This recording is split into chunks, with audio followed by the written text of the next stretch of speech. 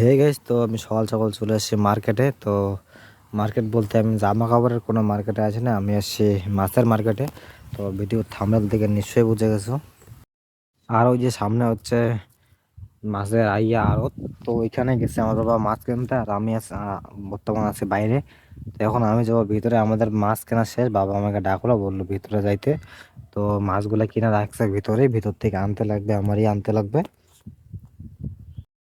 তো আমি চলে আসলাম ভিতরে, আর ভিতরে এসে দেখি বাবা মাছ কিনে দাঁড়ায় আছে আমার জন্য।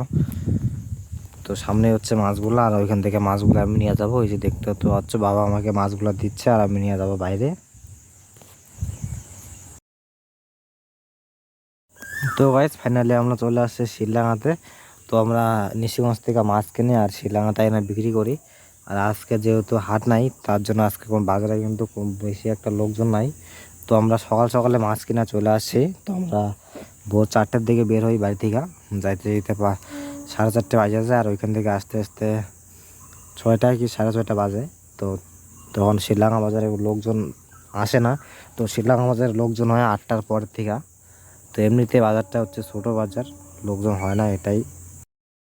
হয়ে গেছে। তো এদিকে আসে দেখি যে ফাইনালি আমাদের দোকান রেডি করা শেষ। তো বাবা একাই দোকানটা রেডি করে ফেলছে, আর আমি গেছিলাম রাস্তায় একটু হাঁটাহাঁটি করতে। আসে থেকে দোকান রেডি করা শেষ। আর গাছ বেশি মাছ নিয়ে আসতে পারিনি নিশিগঞ্জ থেকে। তো কম মাছ নিয়ে আসছে, আর দেখতে তো পাচ্ছ দোকানে বেশি একটা মাছ নাই। তো আজকে যেহেতু কোনো হাট নাই, তার জন্য আর কি কম মাছে নিয়ে আসছে। আর মাছের খুবই দাম ছিল আজকে। তো মাছও ছিল না বেশি একটা, তো কম মাছে নিয়ে আসছি।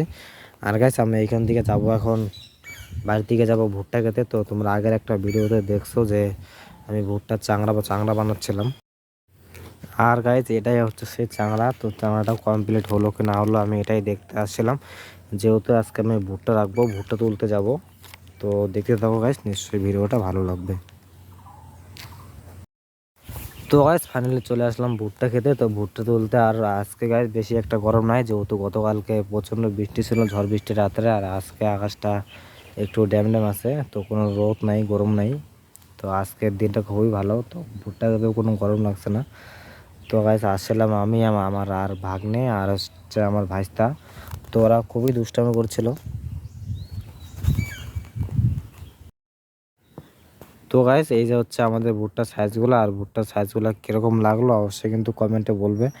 আর গাইস আমার কাছে কিন্তু খুবই খুবই ভালো লাগছে ভুট্টার সাইজগুলো। তো ভুট্টার সাইজগুলো খুবই ভালো, বড় বড় হয়েছে। তো গাইস যত্ন করেছিলাম খুব, তার জন্য আর কি এরকম ফল পাইছি। আর যদি যত্ন না করতাম তাহলে হয়তো এরকম ফল পাইতাম না। তো যত্নের উপরে হচ্ছে নির্ভর।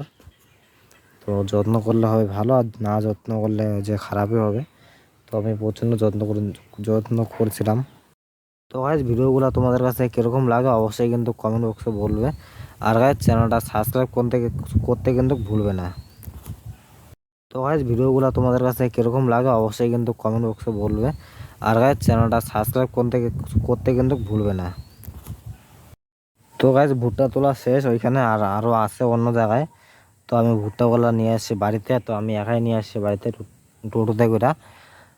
ওই তো গাইস ওইখানে যে দেখতে পাচ্ছ ভুট্টাগুলো রাখা আছে, তো ওই ভুট্টাগুলা আমাদের নয়, ভুট্টাগুলো হচ্ছে অন্য মানুষের। আর আমরা আগে ওইখানে রাখতাম, তো আমরা এখন ওইখানে রাখি না। তো যেহেতু যদি বৃষ্টি হয় আমাদের দিকে, তো একদিনের বৃষ্টিতেই ওইখানে জল চলে আসে। তার জন্য আর কি আমরা চাংড়া বানিয়ে রাখছি চাংড়াতে।